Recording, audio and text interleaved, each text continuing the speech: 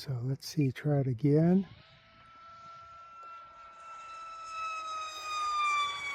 Yeah, I couldn't keep it straight.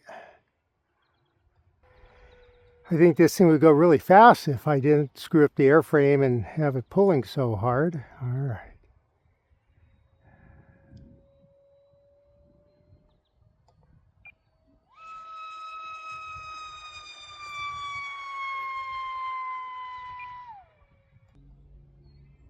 Shit, can't see it.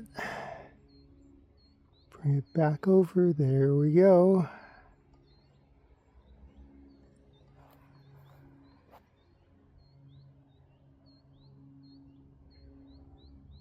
There we go. All right. Okay, let's check out the GPS, see what we have. 168 on 5S. That's pretty good with the airframe still pulling to the right. I think if that was trued up, we should add at least a few more miles per hour. All right, let's try 6S.